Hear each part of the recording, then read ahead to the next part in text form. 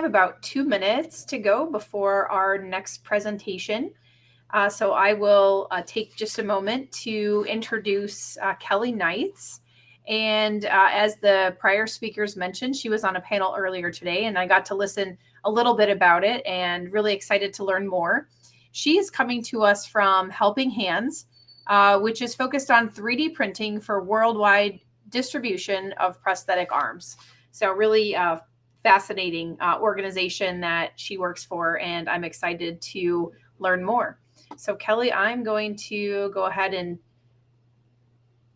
bring you up on stage here, and you can go ahead and turn on your camera and your microphone.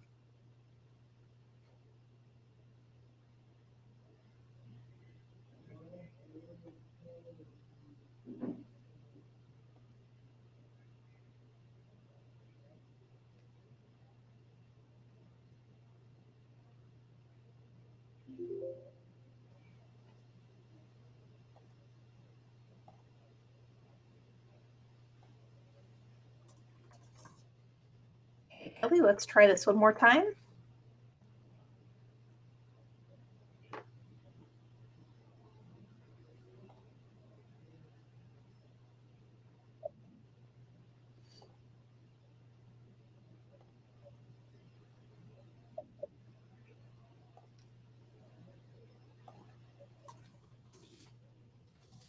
Okay, Kelly is going to try to rejoin to get some better connectivity, so we will give her just a moment.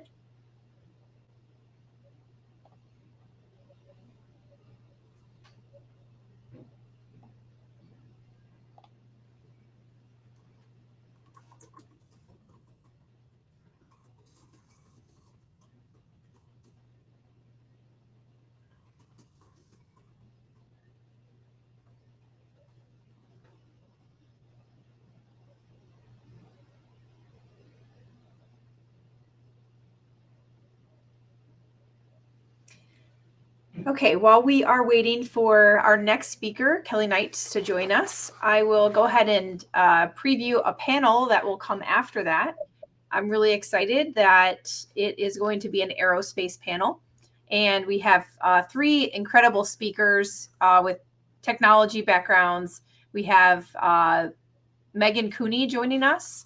We have Tracy Albers, who will be joining us. And we have Mary Carmen Senosian. Sorry if I mispronounced your last name.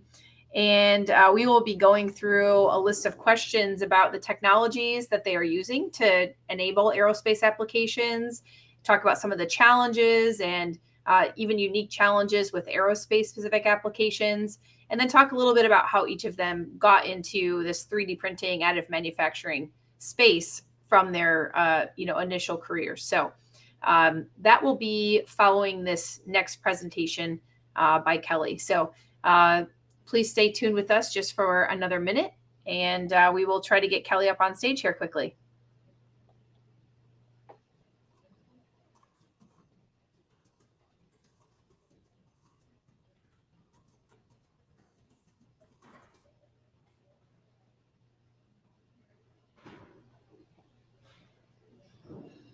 Hello, sorry about the technical delay. All right, this is awesome. It worked. Perfect. Well, thanks so much, Kelly, for joining us, and I will let you take it from here. All right, sounds good. Perfect. I will just share my screen here.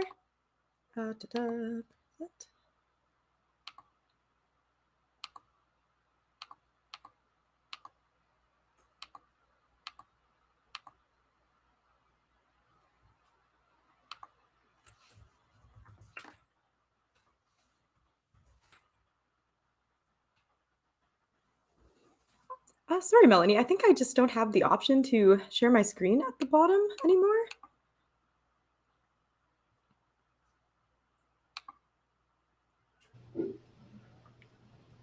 Okay, so if you would like to, Kelly, you can send them to me and I can share them for you. That might be the quickest thing. And while we're waiting for that, go ahead and introduce yourself and talk a little bit about your organization, because I found it really fascinating. Absolutely. Perfect. I'll just send you the link here.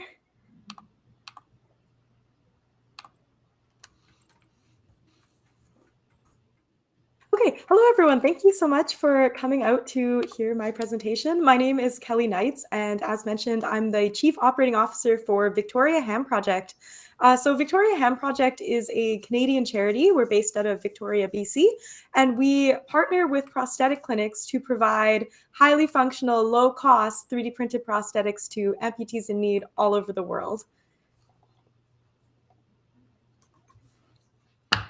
I've been involved with Victoria Ham Project for around 7 years now in many different forms. A lot of our team, since we are a charity, is volunteer run. So I volunteered for many years. I worked, as I was finishing my biomedical engineering degree, I worked as a student intern, and then I came on as a med engineer. And now I'm taking on a more operations role. So it's a lot of working with our partner clinics, making sure they have all the tools they need, and working with them to make sure that they can continually fit people with arms.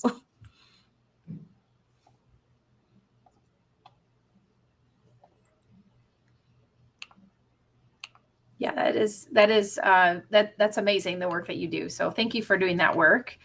I'm going to try and share your presentation now. Perfect, thank you. Sorry for the technical difficulty. Sometimes it happens here.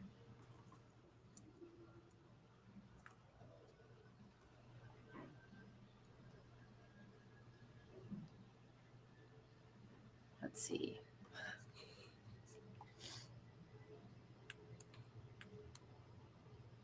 Okay, Kelly, can you see your slides? Yes. Okay, great. I'm going to I think if you click slideshow, it should be good. Okay, I'll do that. I'm going to go ahead and turn off my mic, but I'll still be here in the background if you just want to say next slide, and I'll run through. Okay, perfect. Okay. So yeah, just to next slide, please.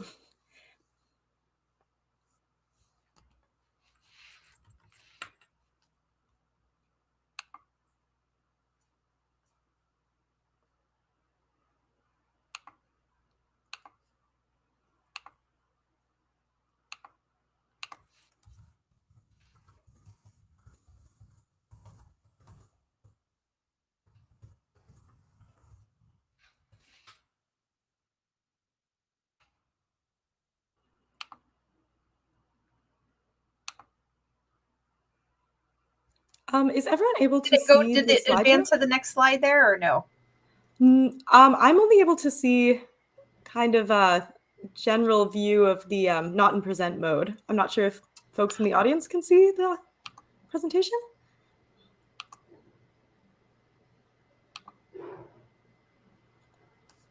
Okay, the last thing I would say, Kelly, is if you want to if it's possible to email me the slides instead of trying to share them through Google. I think that's could be causing some other technology issue. I'll send you my email address, and then I'll try to pull them up that way. Perfect, sounds good. Hey, Melanie and Kelly, weirdly, it looks like I, as an audience member, can move your slides forward.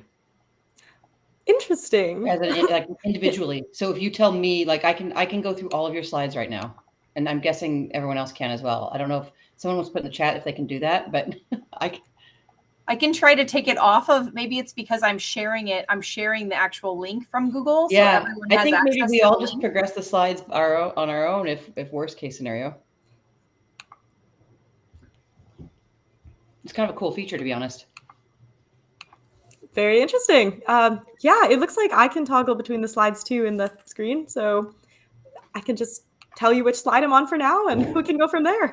I think that makes great. sense.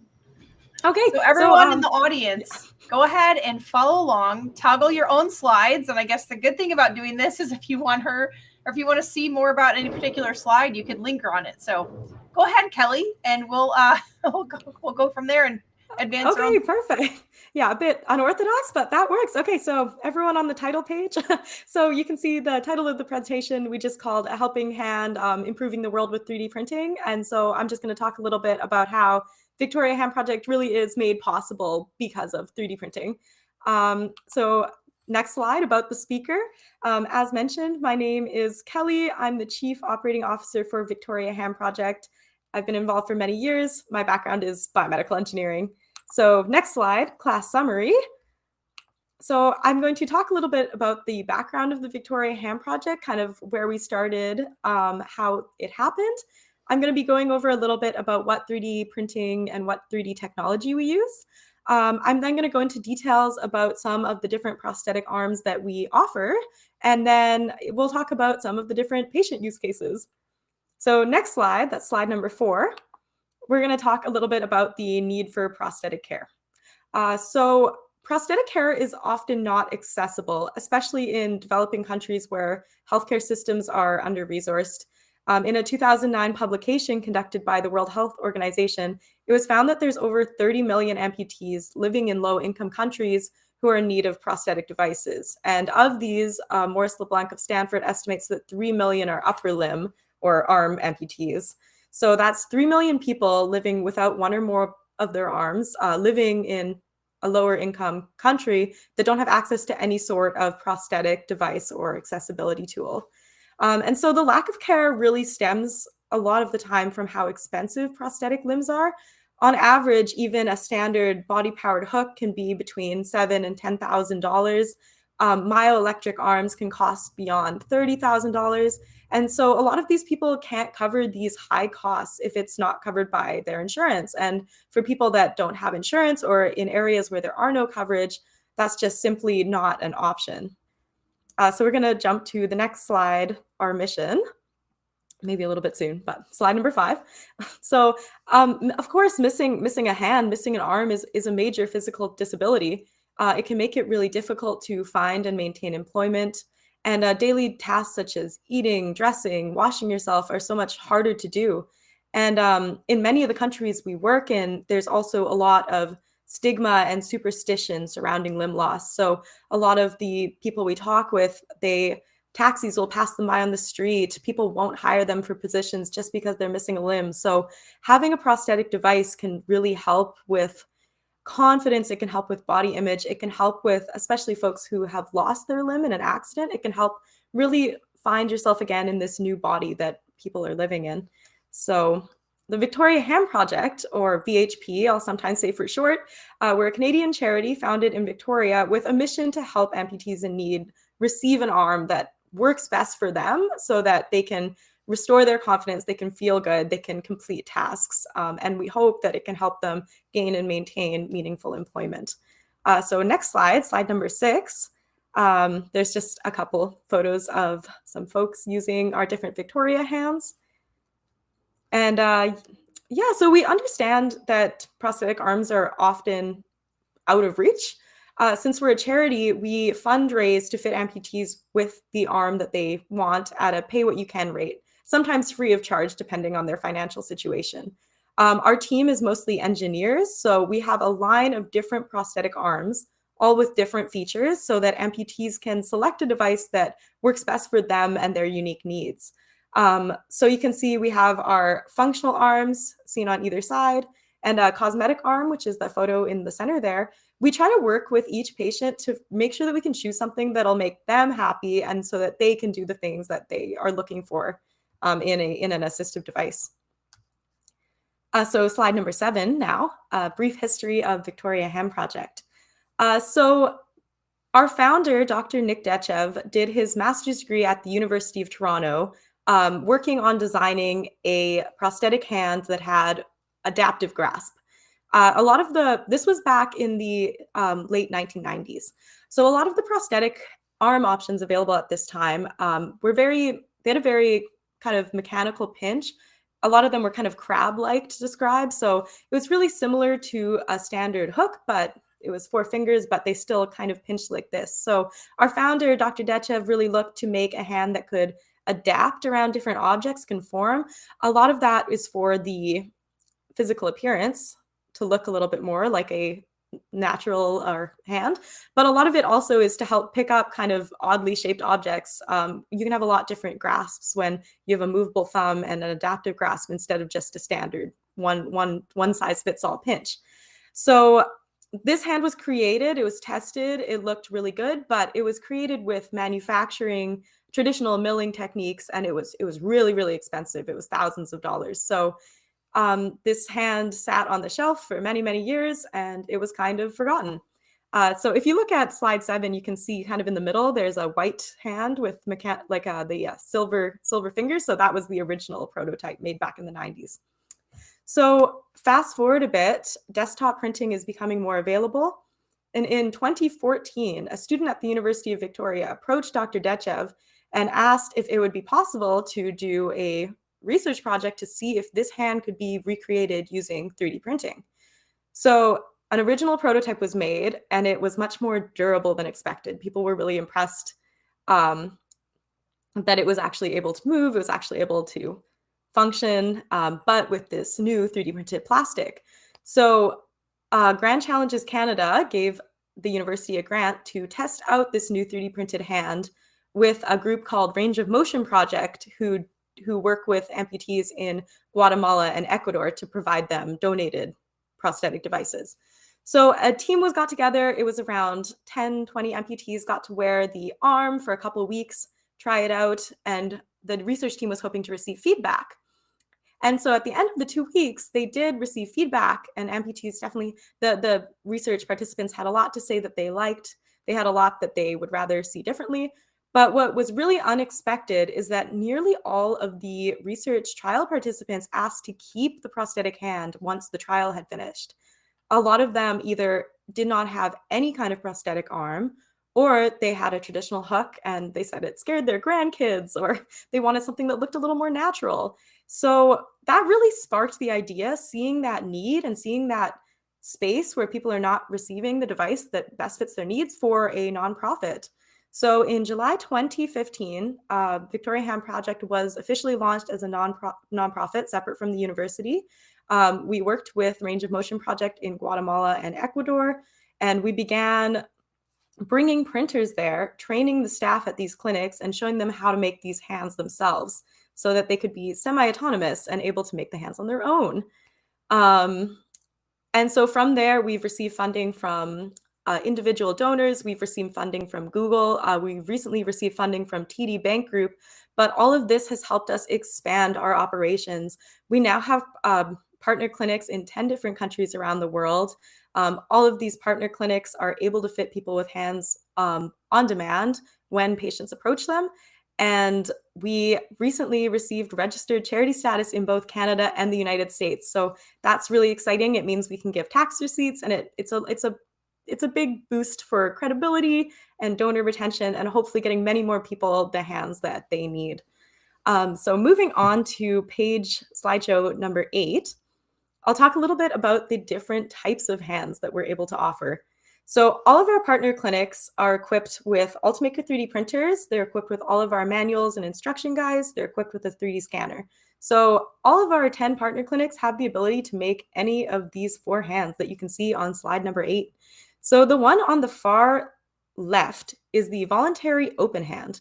If anyone has ever seen a traditional hook body-powered prosthetic device, it has a harness that you kind of wear like a backpack, and you have your hook that is closed with a rubber band. And then by shrugging your shoulder or by reaching forward, the hand goes from a closed position to an open position. And then when you relax, the hand shuts again into a pinch. So that is how a traditional hook works. That is also how our voluntary open hand works. So we have a series of springs in the palm, and we use the same figure 8 harness that has been used traditionally by prosthetists for years. And patients are able to open the hand, hold it around the object they need, close the hand, relax, and they can keep holding on to things.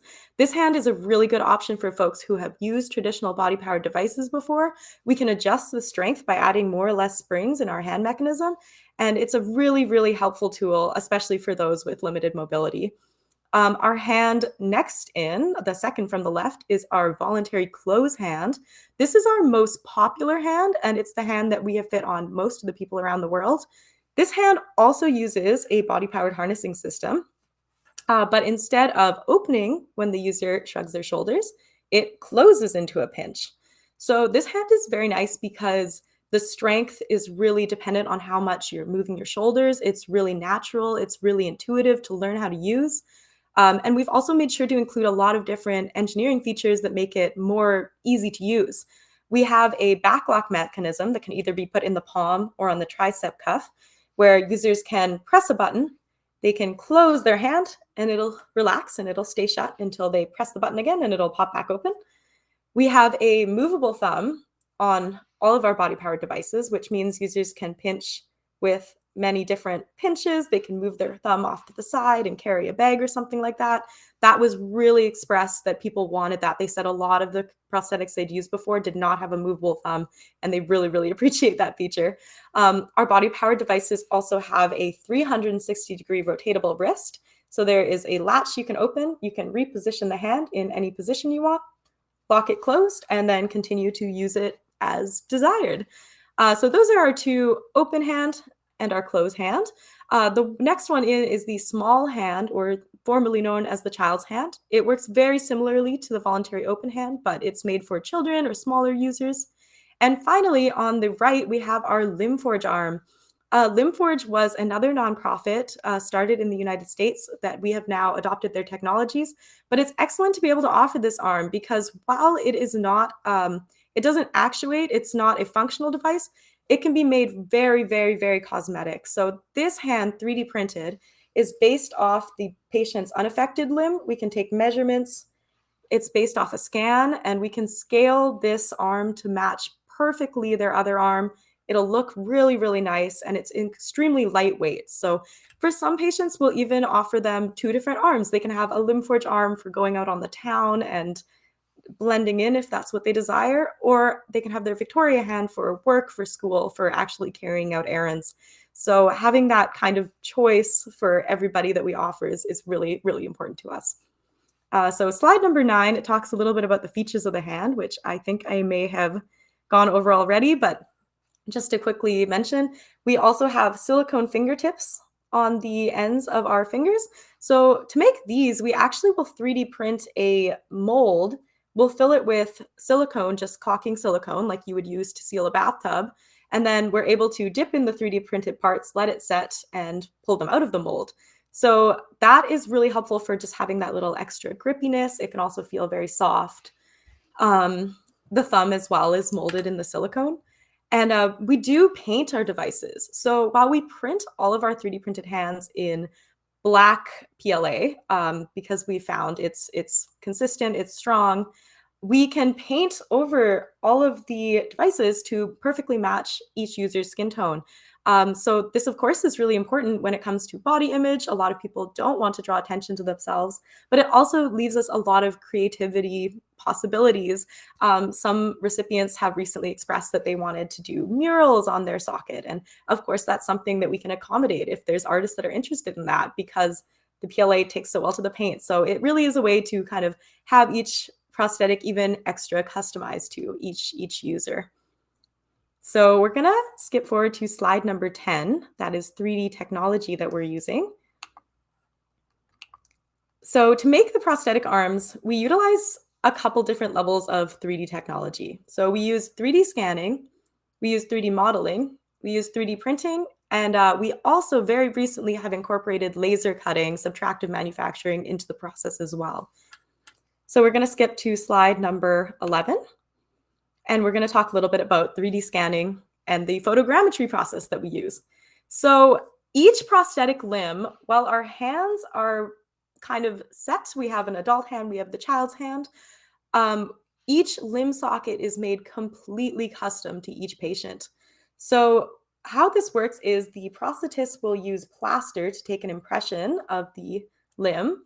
And then our partners in country have been trained to, you take a DSLR camera, you take lots and lots of pictures of this plaster impression, you import it into a software, we use Autodesk Recap Pro, and it stitches it together into this 3D file of the patient's limb impression. So with this, you can use it to carve out a completely custom shape in the socket that you then 3D print. So if we skip to slide number 12, you can see 3D modeling and meshes. So each limb socket is custom made to each person. We can make a pre-socket based on the patient measurements. We can take their scan, We can Boolean it out, and then we can 3D print the socket that fits each person perfectly. It's also very nice because for children, if they have a smaller socket as they're younger, as they grow, our partners can just very, very quickly 3D print them a new socket that fits them and just swap over the hand. Slide number 13, there is the printers that we use. So we mostly at Victoria Hand Project use fused deposition modeling printing. We use Ultimaker printers. We use BASF, Forward Manufacturing, PLA. And this, it works really, really well for us. We found it's really consistent. And by this, we just layer by layer, we build up this custom socket. Each parts of the hands are printed in sets. And then we have an IKEA style module manual. So our partners are able to take each part of the hand off the printer. They can take it apart, they can sand it and assemble it together into a working prosthetic hand. Slide number 14, laser cutting. So in the newest hand models, we have recently started to incorporate laser cut stainless steel into the finger links. So we did this for a couple of reasons. One, of course, increased strength. Laser cut steel, nobody's breaking that, nobody's deforming that. It's a lot stronger, it's a lot more durable. And although this is perhaps not true to the fully 3D printed hand, we know that it really makes a difference for our people, the people using our hands that want to do more heavy duty work. And yeah, we just noticed that some of the inner finger links were a little bit delicate. And so just replacing 1 or 2 links with this stainless steel has made the overall hand so much stronger while still maintaining that really dynamic shaping and uniqueness that we can get from 3D printing. So I think it's really important to note that 3D printing is so valuable in so many areas, especially when combined with other manufacturing techniques like laser cutting, like traditional manufacturing techniques. There's lots of ways that they can work in conjunction together. So slide number 15, just going over our solution again, we make the hands in our lab. We do a lot of testing, we do a lot of engineering design, but it is our partners who are meeting the patients. They're fitting them with the prosthetic hands. They are training them how to use them. They're going on their way.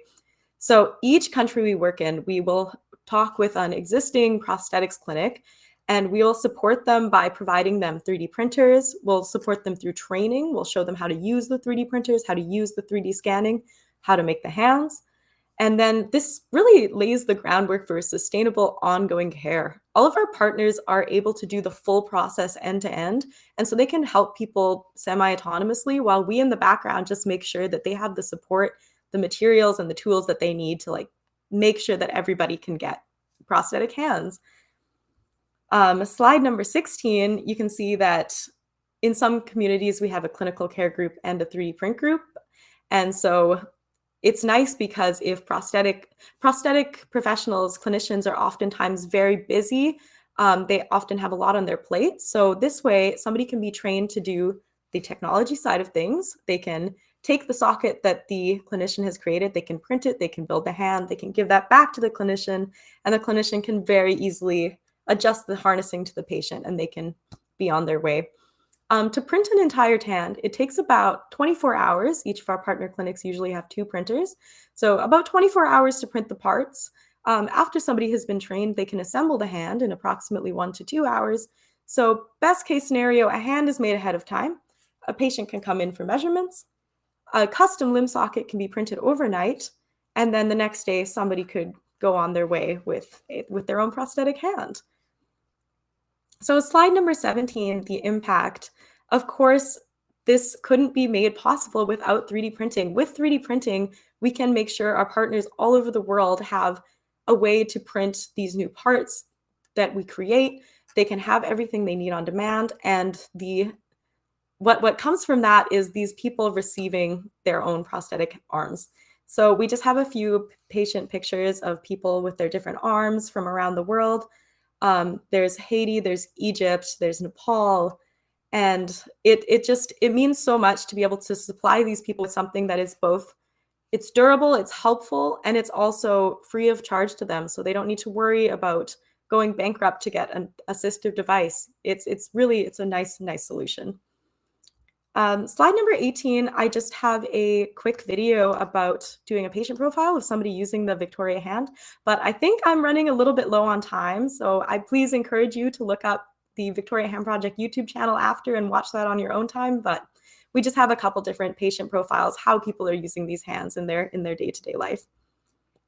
Slide number 19 is just a quick summary. So Victoria Hand Project is a charitable organization that designs and deploys affordable upper limb prosthetic devices through our certified prosthetist partners. We use these 3D technologies, 3D scanning, 3D modeling, and 3D printing to produce these unique customized prosthetic devices. 3D printing allows it to be customizable, and it allows us to easily partner with clinicians living far away. Thank you so much for coming to this talk. I'm so sorry again for the technical difficulties, but I hope you learned a lot about Victoria Hand Project, and I would be very happy to answer any questions you might have. Thank you so much, Kelly. That was outstanding and very inspiring. So thanks so much for all the work that you've done. We have a fairly long list of questions, so we'll answer or ask you just the first couple to stay somewhat on schedule here, but please feel free afterwards if you want to start a chat or during networking if any of the participants wants to find Kelly and ask her more questions. The first question is, have you ever worked in collaboration with Enable?